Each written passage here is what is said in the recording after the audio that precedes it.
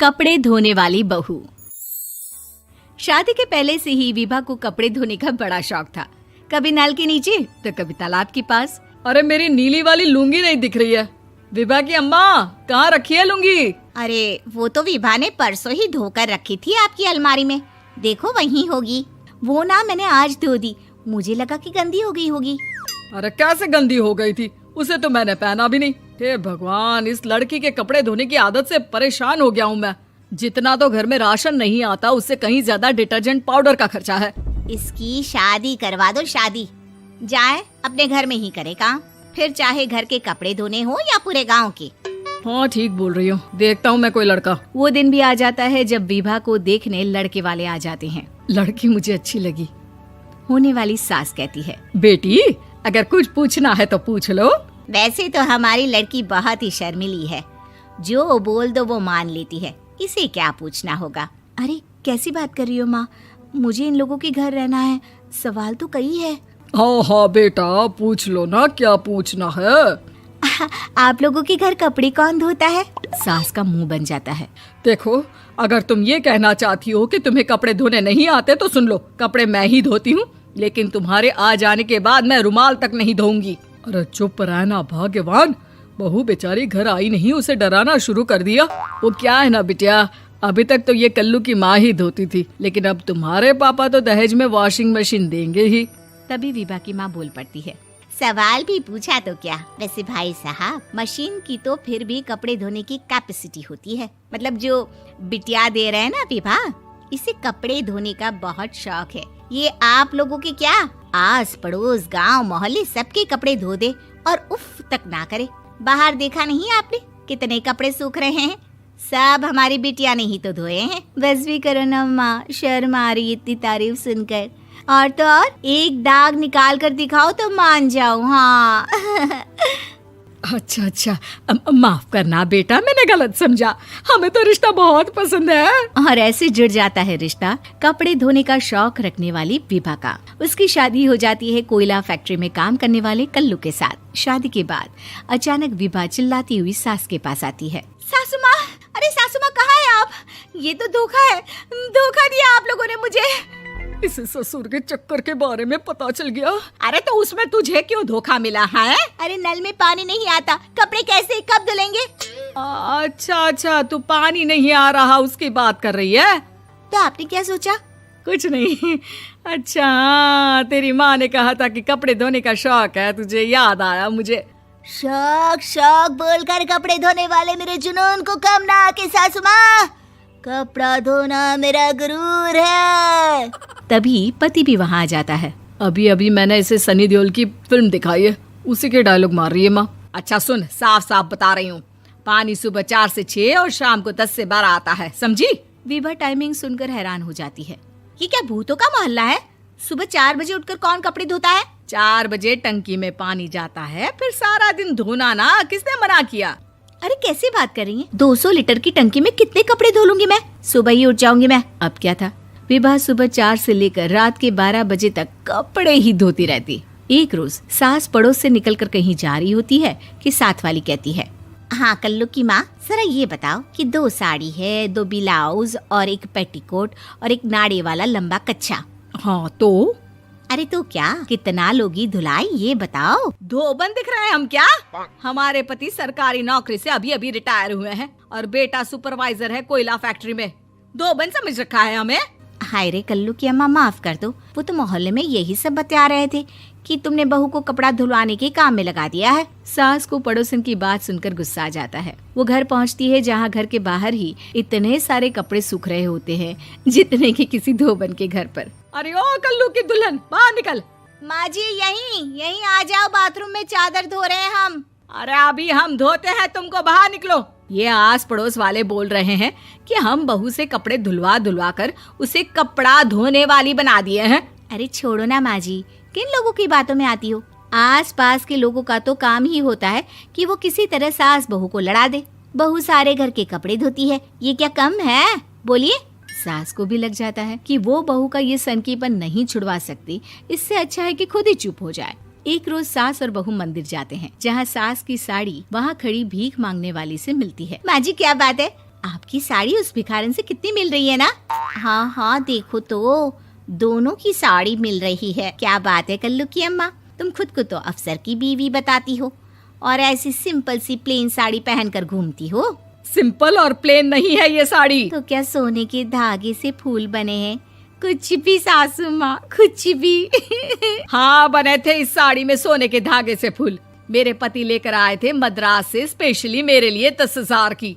ताहे भाई साहब इस भिखारन के लिए भी सेम टू सेम साड़ी लेकर आए होंगे 10,000 की।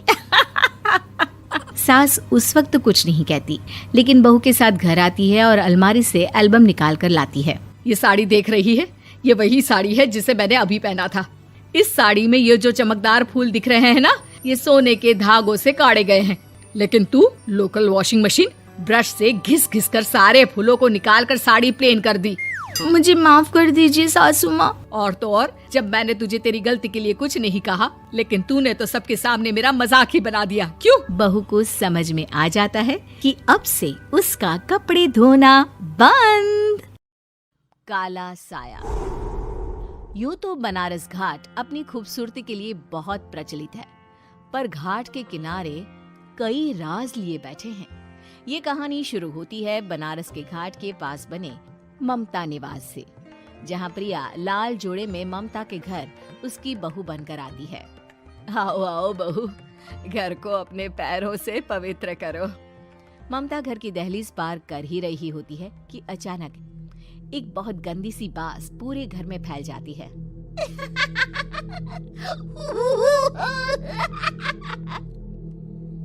ये बदबू और ये आवाजें, ये कौन हंस रहा है माँ?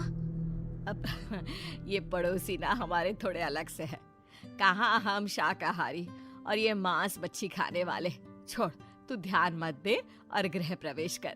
और हाँ बहू, अपनी सास की एक बात हमेशा याद रखना, इन पड़ोसियों से तो कभी बात नहीं करेगी।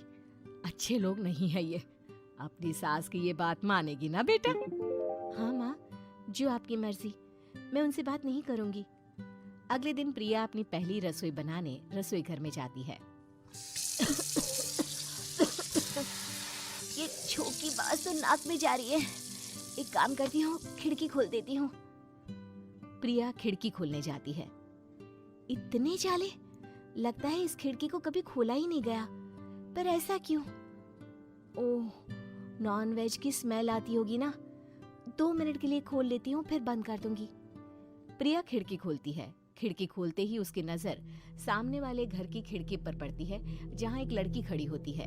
हाथों में मेहंदी, लाल रंग की साड़ी, बिल्कुल सजी धजी, मानो प्रिया की तरह ही वो भी नई नवेली बहू हो। वो प्रिया को देखकर मुस्कुराती है।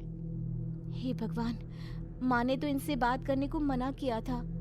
प्रिया फौरन ही खिड़की बंद कर देती है और तवे पर चढ़े रोटी की ओर देखने लगती है, पर वहाँ रोटी न होकर मछली पड़ी होती है। ये क्या? पहली ही रसोई में इतनी बड़ी गलती! हे भगवान, अब मैं क्या करूं? प्रिया बहुत डर जाती है और फौरन रसोई की सफाई करने और फिर सभी के लिए खाना बनाने लग जाती है। जब वो सबको खाना परोसती है, सब तो ठीक है, मैं बेकार में चिंता कर रही थी। हे भगवान, ऐसे ही बस अपनी कृपा बनाए रखना। रात के वक्त जब सब सो रहे होते हैं, तब प्रिया को पायल की आवाज सुनाई देती है, जिससे उसकी आंख खुल जाती है। ये पायल की आवाज कहाँ से आ रही है? प्रिया उठकर उस आवाज के पीछे छत की सीढ़ियों तक जाती है। तभी उसे बच्चे के रोने की आवाज आती है। प्रिया छत पर जाती है तो क्या देखती है? वही लाल साड़ी वाली लड़की अपनी गोद में एक नवजात बच्चे को घुमा घुमा कर सुला रही है। तभी प्रिया की नजर उसके पेट पर पड़ती है। ओह गॉड, ये तो प्रेग्नेंट भी है। सुनिए, बच्चा सो नहीं रहा है क्या? मैं कुछ मदद करूं?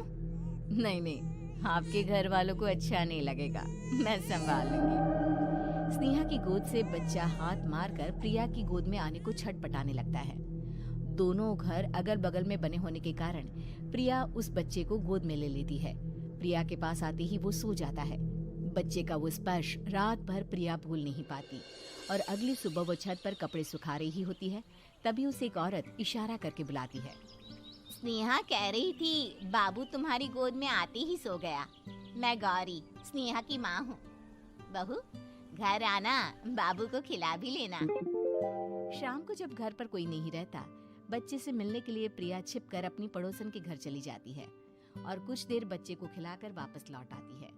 इसके कुछ दिन बाद ही प्रिया को पता चलता है कि वो माँ बनने वाली है। ममता की खुशी का ठिकाना नहीं रहता।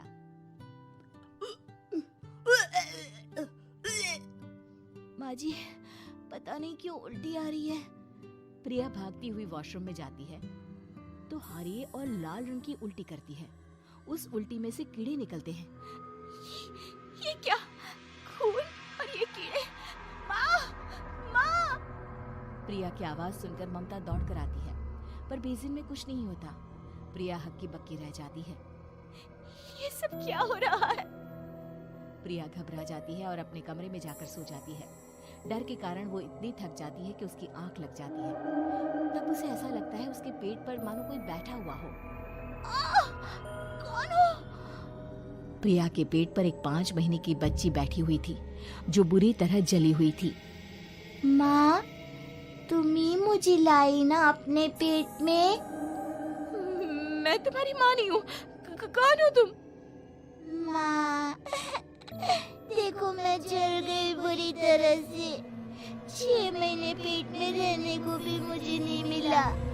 सहला दो ना माँ। बचाओ! बचाओ! माँ! ममता दौड़कर कमरे में आती है। प्रिया की बातें सुनकर वो सब समझ जाती है। तू कहीं बगल वाले घर में तो नहीं जाकर आई ना बहू? मुझे माफ कर दो, मैं गई थी माँ। उस घर में सब मरे हुए हैं बहू। कई साल पहले स्नेहा उस घर में बहू बनकर आई थी। कुछ ही दिन में वो एक बच्चे को जन्म देने वाली थी। पूरा घर बच्चे के आने की खुशी में खोया था कि एक दिन अचानक उस घर में आग लग गई। सब बुरी तरह जलकर मर गए। गौरी आज भी दादी बनने का इंतजार कर रही है और इसीलिए स्नेहा ने अपना अजन्मा बच्चा तुम्हारी कोख में डाल दिया। ममता ये कह रही होती है कि पीछे से उसके पैरों को एक बच्चा पकड़ लेता है। दादी, दादी। माँ, स्नेहा की गोद में यही बच्चा था। ये बच्चा कौन है फिर? तेरी मौत है। तेरी भी दादी। जिस चीज का ममता को डर था वही हो गया। ममता निवास के ऊपर मौत ने चादर बिछा दी थी। प्रिया का पेट ऐसे बढ़ जाता है मानो 9 महीने का हो। 2 हाथ उसके पेट से बाहर निकलते हैं। बहू, संतोष को फोन कर, किसी पंडित जी को बुला बहू। प्रिया का पति भागता हुआ घर आता है। ये तो होना ही था माँ। तेरा पाप तेरे सामने आ गया तो तू सह नहीं पा रही है। स्नेहा घर में आग लगी नहीं थी, माँ ने लगाई थी प्रॉपर्टी की लालच में। और वो बच्चा मेरी पहली पत्नी का बच्चा है, मेरा बेटा, जो कि उस आग की चपेट का शिकार हो गया था। मैंने तुमसे ये सब माँ के कहने पर छुपाया था। मुझे माफ कर दो प्रिया। तुम अगर चाहो तो यहाँ से जा सकती हो। मैं तुम्हें किसी भी बंधन में रखना नहीं चाहता। मेरी शादी हुई है आपसे, मैं आपको छोड़ नहीं सकती, पर उससे पहले हमें स्नेहा, उसकी माँ और बच्चे की आत्मा की शांति करवानी होगी। संतोष और ममता गौरी के घर जाते हैं। अंदर सब कुछ जला हुआ होता है। जमीन पर जली हुई लाशें बिखरी हुई थी। ममता रो रो कर अपनी करने की माफी गौरी से मांगती है। प्रिया स्नेहा के घर वालों का अंतिम संस्कार करवा देती है और ममता निवास फिर से आत्माओं के साए से मुक्त हो जाता है।